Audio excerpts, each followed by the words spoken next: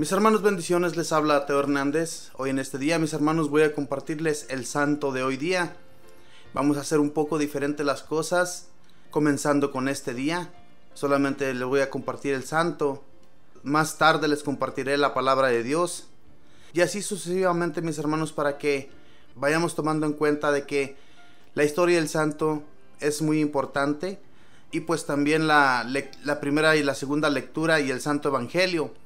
Por eso es que decidimos tomar las lecturas y compartirlas aparte. Así es que voy a comenzar en este momento. Les pido abra su corazón. La historia del santo de hoy día es de Santo Tomás Becket, arzobispo mártir del año 1170. Este mártir, que entregó su vida por defender los derechos de la religión católica, nació en Londres en 1118.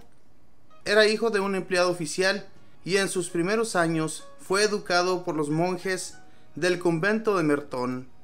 Después tuvo que trabajar como empleado de un comerciante al cual acompañaba los días de descanso a hacer largas correrías dedicados a la cacería. Desde entonces adquirió su gran afición por los viajes, aunque fuera por un camino muy difícil. Un día, persiguiendo una presa de cacería, corrió con tan gran prudencia que cayó a un canal que llevaba el agua para mover un molino. La corriente lo arrastró y ya iba a morir triturado por las ruedas, cuando, sin saber cómo ni por qué, el molino se detuvo instantáneamente. El joven consideró aquello como un aviso para tomar la vida más en serio. A los 24 años consiguió un puesto como ayudante del arzobispo de Inglaterra, el de Canterbury, el cual se dio cuenta de que este joven tenía cualidades excepcionales para el trabajo y le fue confiando poco a poco oficios más difíciles e importantes. Lo ordenó de diácono y lo encargó de la administración de los bienes del arzobispado. Lo envió varias veces a Roma a tratar asuntos de mucha importancia, y así Tomás llegó a ser el personaje más importante después del arzobispo en aquella iglesia de Londres. Monseñor afirmaba que no se arrepentía de haber depositado en él toda su confianza, porque en todas las responsabilidades que se le encomendaban se esmeraba por desempeñarlas lo mejor posible. Dicen los que lo conocían que Santo Tomás Becket era delgado, de cuerpo semblante pálido, cabello oscuro, nariz larga y facciones muy varoniles. Su carácter alegre lo hacía atractivo y agradable en sus conversaciones. Sumamente franco, trataba de decir siempre la verdad y de no andar fingiendo lo que no sentía, pero siempre con el mayor respeto. Sabía expresar sus ideas de manera tan clara que a la gente le gustaba oírle explicar los asuntos de religión, porque se le entendía todo fácilmente y bien. Tomás, como buen diplomático, había obtenido que el Papa Eugenio III se hiciera muy amigo del rey de Inglaterra, Enrique II, y este, en acción de gracias por tan gran favor, nombró a nuestro santo, cuando solo tenía 36 años, como canciller o ministro de Relaciones Exteriores. Tomás puso todas sus cualidades al servicio de tan alto cargo y llegó a ser el hombre de confianza del rey. Este no hacía nada importante sin consultarle. Su presencia en el gobierno contribuyó a que dictara leyes muy favorables para el pueblo. Acompañaba a Enrique II en todas sus carrerías por el país y por el exterior, pues Inglaterra tenía amplias posesiones en Francia y procuraba que en todas partes quedara muy bien y en alto el nombre de su gobierno. Y no tenía miedo en corregir también al monarca cuando veía que se estaba extralimitando en sus funciones, pero siempre de la manera más amigable y posible. En el 1161 murió el arzobispo Teobaldo, y entonces al rey le pareció que el mejor candidato para ser arzobispo de Inglaterra era Tomás Becket. Este le advirtió que no era digno de tan sublime cargo, que su genio era violento y fuerte, y que tomaba demasiado en serio sus responsabilidades, y que por eso podía tener muchos problemas con el gobierno civil si lo nombraba jefe del gobierno eclesiástico. pero su confesor decía: en su vida privada es intachable y sabe mantener una gran dignidad, aún en ocasiones peligrosas y en tentaciones de toda especie. Y un cardenal de mucha confianza del sumo pontífice lo convenció de que debía aceptar, y al final aceptó. Cuando el rey empezó a insistirle en que aceptara el oficio de arzobispo, Santo Tomás le hizo una profecía o un anuncio que se cumplió a la letra. Le dijo así: si acepto ser arzobispo, me sucederá que el rey hasta ahora es mi gran amigo, se convertirá en mi gran enemigo. Enrique no creyó que fuera a suceder así, pero sí sucedió. Ordenado de sacerdote y luego consagrado como arzobispo, pidió a sus ayudantes que en adelante le corrigieran con toda valentía cualquier falta que notaran en él. Les decía: muchos ojos ven mejor que dos. Si ven en mi comportamiento algo que no está de acuerdo con mi dignidad de arzobispo, les agradeceré de todo corazón si me lo advierten. Desde que fue nombrado arzobispo por el Papa Alejandro III, la vida de Tomás cambió por completo. Se levantaba muy al amanecer, luego dedicaba 1 hora a la oración y a la lectura de la Sagrada Biblia. Después del desayuno, estudiaba otra hora con un doctor en teología, para estar al día en conocimientos religiosos. Cada día repartía él personalmente las limosnas a muchísimas personas que llegaban al palacio arzobispal. Muy pronto ya los pobres que allí recibían ayuda eran el doble de los que antes iban a pedir limosna.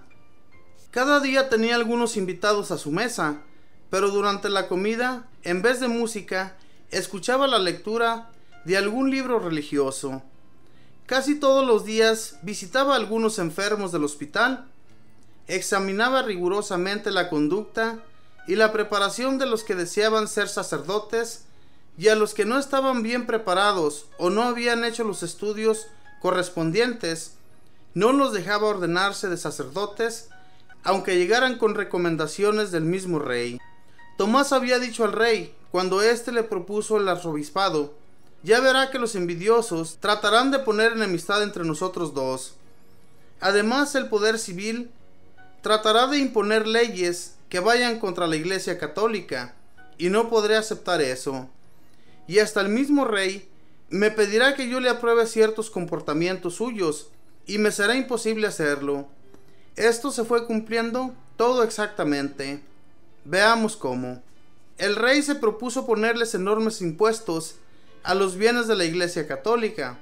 El arzobispo se opuso totalmente a ello, y desde entonces el cariño de Enrique II hacia su antiguo canciller Tomás se apagó casi por completo. Luego pretendió el rey imponer un fuerte castigo a un sacerdote. El arzobispo se opuso, diciendo que aquel sacerdote lo juzga su superior eclesiástico y no el poder civil. La rabia del mandatario se encendió furiosamente. Enrique II redactó una ley en la cual la Iglesia quedaba casi totalmente sujeta al gobierno civil. El arzobispo exclamó: no permita Dios que yo vaya jamás a aprobar o a afirmar semejante ley, y no la aceptó. Nueva rabia del rey.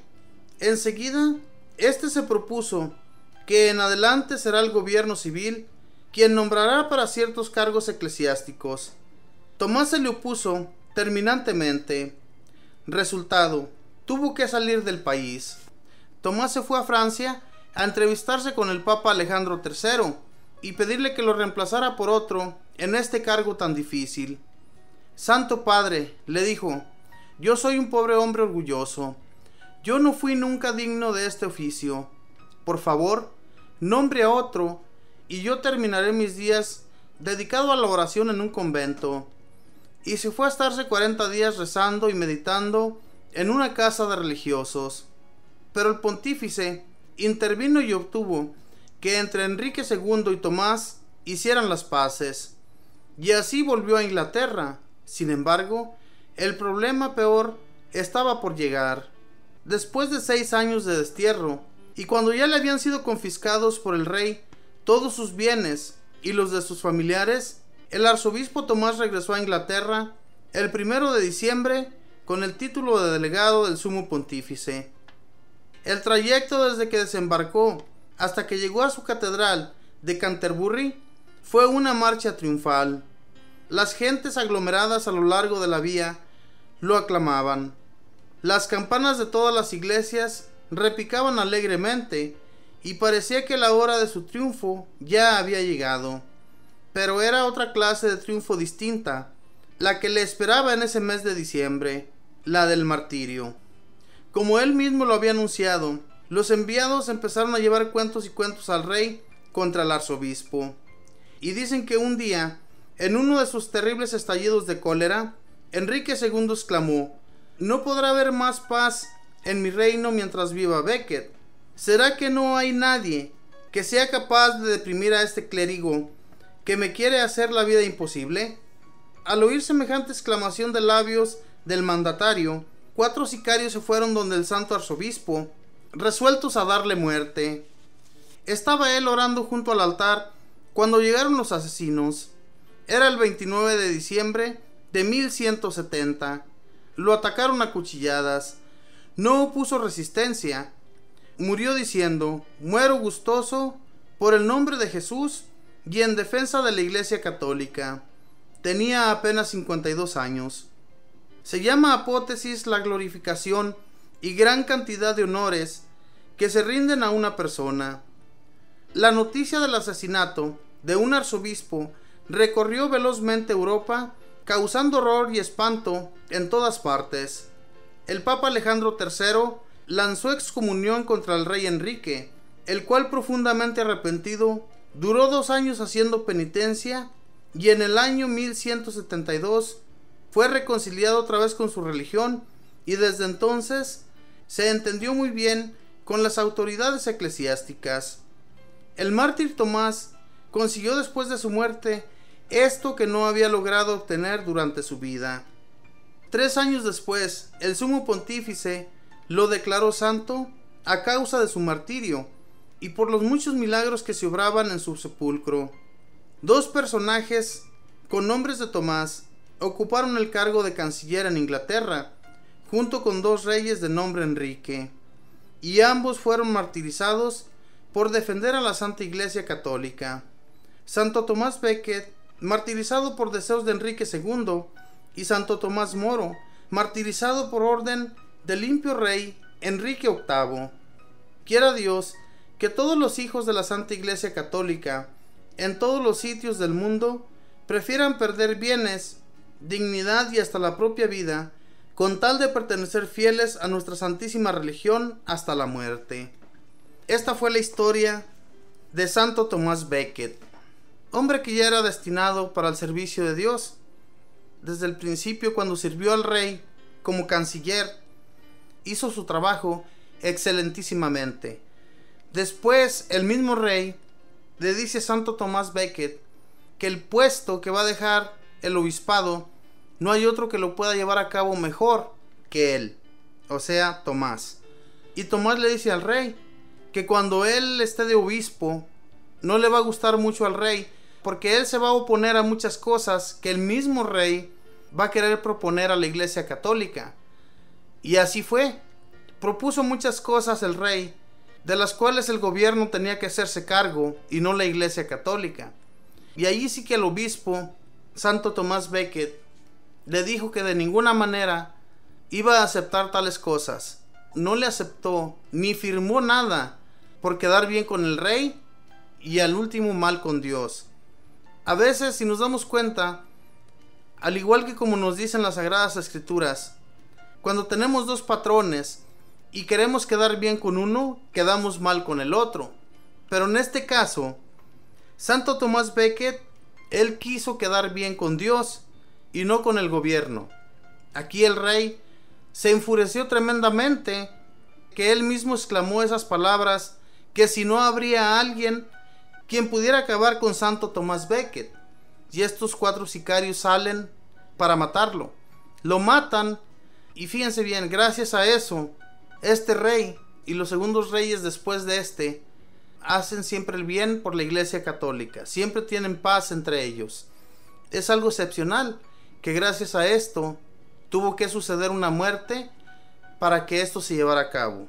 Mis hermanos, Dios va acomodando las cosas de una manera o de otra, y a veces tienen que perder su vida personas muy buenas. Pero Dios permite, mis hermanos, que esto suceda para que el mundo cambie, para que el mundo sea diferente en todos sus sentidos. Mis hermanos, que Dios les bendiga. Espero en Dios que algo de esta historia le haya gustado. Bendiciones.